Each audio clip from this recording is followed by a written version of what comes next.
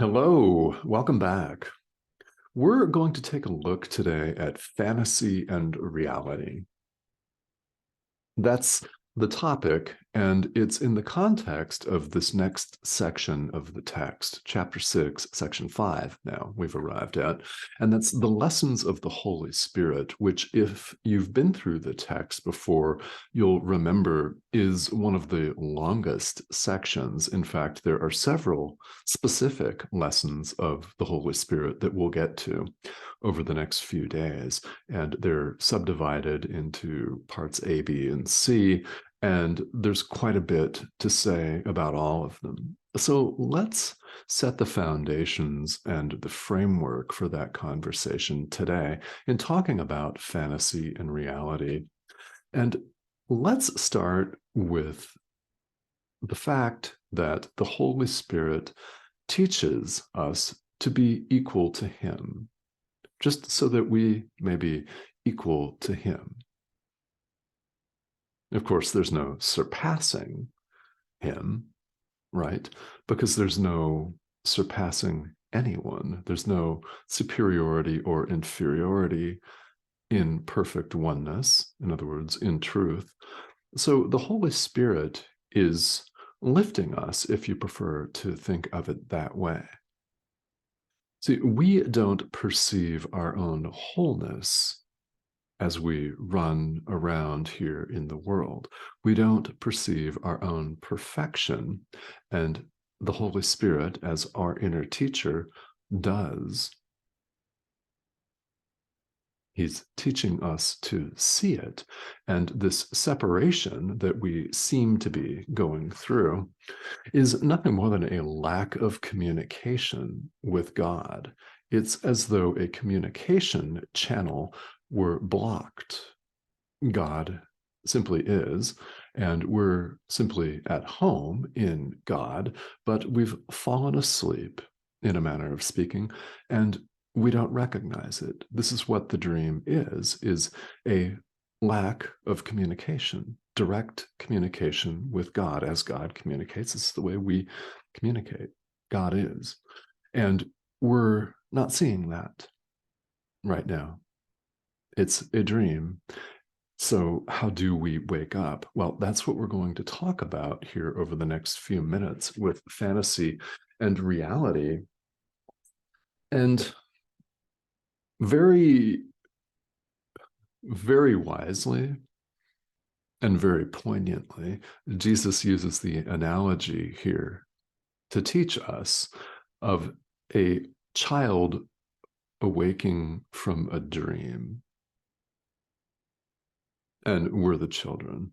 In fact, those who lack wisdom are children.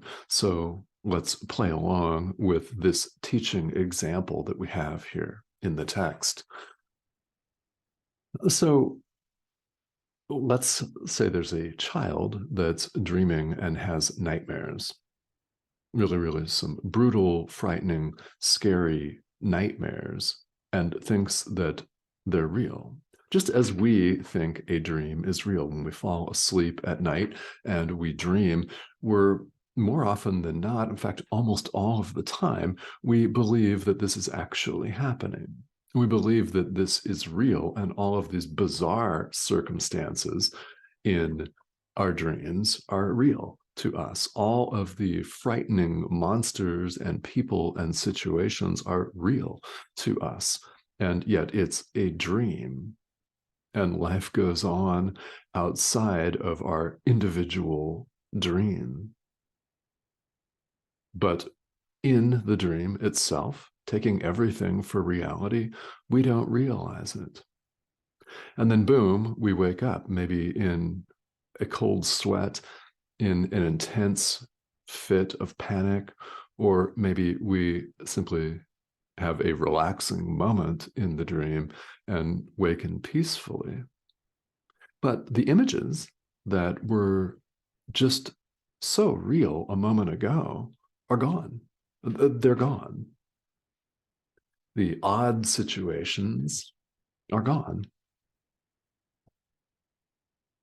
And here's where the analogy of a child waking comes in handy. It is, you want to awaken a child from a dream peacefully. When they are afraid of what was just so real, you don't tell them that that monster with 8 arms and big nasty teeth wasn't real. You simply reassure them that they're safe right now. A big difference, isn't there? We reassure a child that he or she is safe right now. And it doesn't make any sense from a teaching standpoint for us to go into a long-winded explanation of how the dragons and monsters and scary situations in their dream were not real, that they were simply illusion. And they were, of course they were. But we don't tell a child that. We don't go into that elaborate explanation because children believe in magic and dragons and big scary monsters with 8 arms and nasty teeth. Those things are real to them, so we simply reassure them that they're safe now.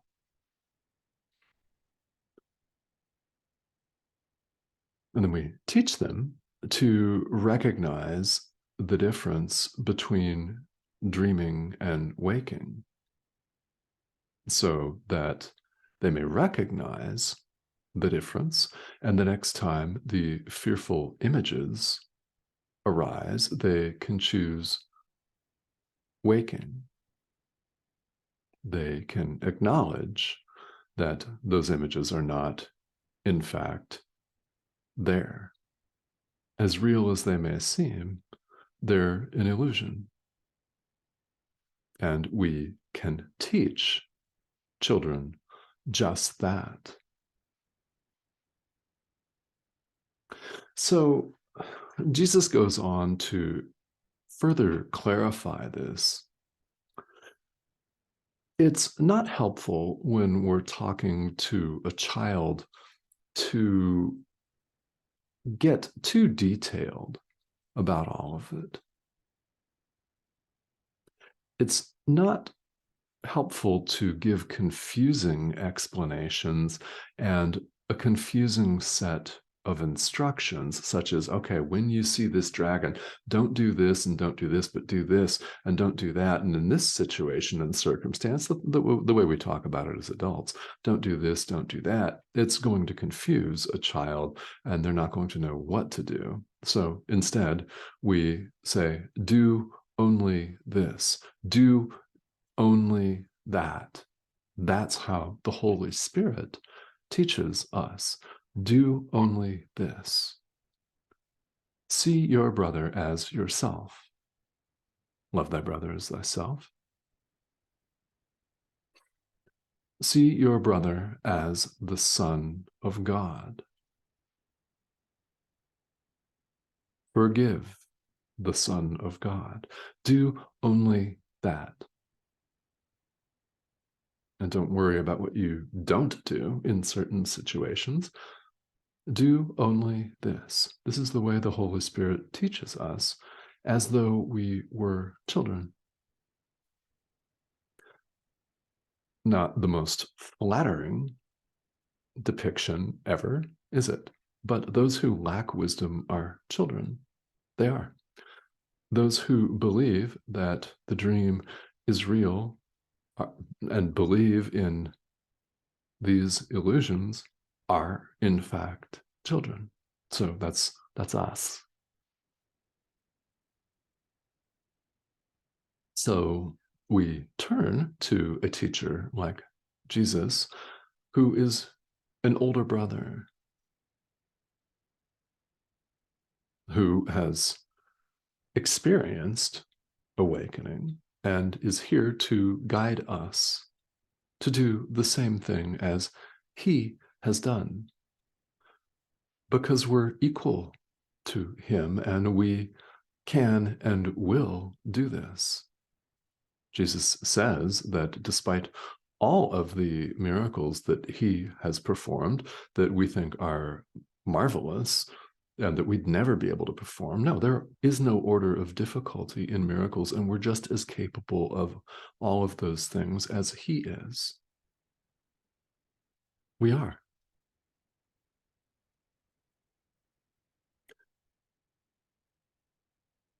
Why? Because we're one, and there is no separation of any kind.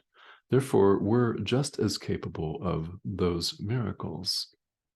There is no order of difficulty in miracles, so believing that there is, we can certainly start by repeating that idea and doing what we're capable of doing in the present moment, such as smiling at your neighbor and wishing them good morning, for example,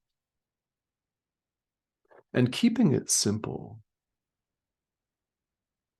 That's really the most important message here is do only that. Forgive the Son of God. Extend love. Your brother, your neighbor, is yourself. So love thy brother, neighbor, as thyself. Because he is you. See him as such, as the Son of God, as a reflection of God himself, one with his creator, one with, when you see your brother that way, whom do you see that way? Yeah, yourself.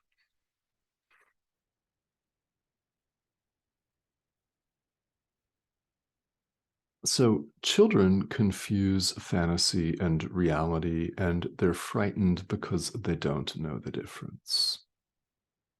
So as adults, we can indulge in some of this metaphysical discussion, and we do here, because we have the ability to comprehend it. And it's pretty simple.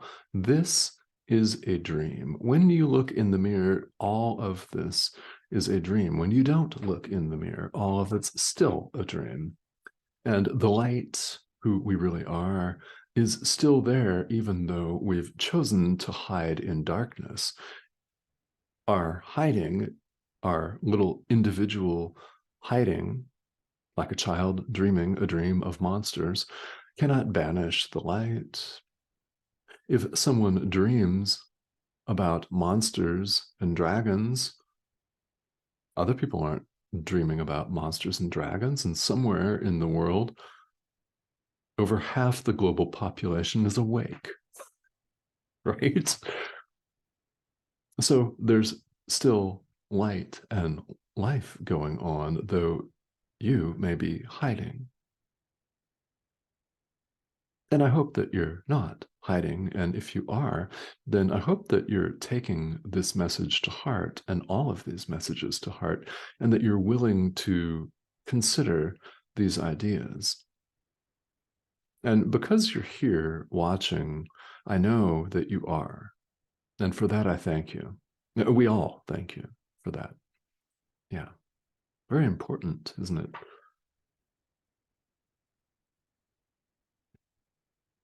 Your inner teacher, the Holy Spirit, responds to all of our calls for help and simply shines the dream away, shines the illusion away. It's like flipping on a light switch in a dark room. What happens to the darkness? It's gone. And it's totally gone. It's as though it were never there. And because it's a dream, the darkness, the supposed concrete physical reality, the individuality and separation, because all of that is illusion, when you flip the light switch on, it is as though it were never there. It was not there. It wasn't there. Why? You've never left your source. Ideas leave not their source. So the hope here is that in offering this introductory visual of a child dreaming and how do you wake a child from a dream and teach them to discern between light and darkness, to differentiate the two so that they may choose light, choose light, choose light, the choice that we make in the present moment, light or dark, so that we may choose accordingly. Right? How do we teach them? Well, very simply, reassuring them that they're safe right now. You've never left your source. Ideas leave not their source. You are perfectly safe and you are not comfortless, even though you may wish to convince yourself at times that you are. You're not. None of us is. We all have the same inner teacher. This part of our mind. Because there's only perfect oneness, there's one mind.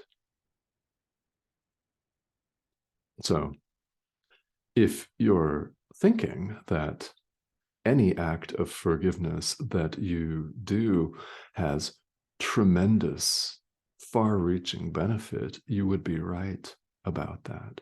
It impacts the entire sonship, the entire collective, if you want to call it that, to use that term. The terminology you use is completely immaterial. They're just words. It's the idea itself, the essence of extending love, that matters. The content, true forgiveness of the Son of God, seeing your brother as yourself and extending love, is what matters. This is how we awaken, and we do it under the guidance of our inner teacher who instructs us with great clarity, great clarity. We simply have to be willing to listen.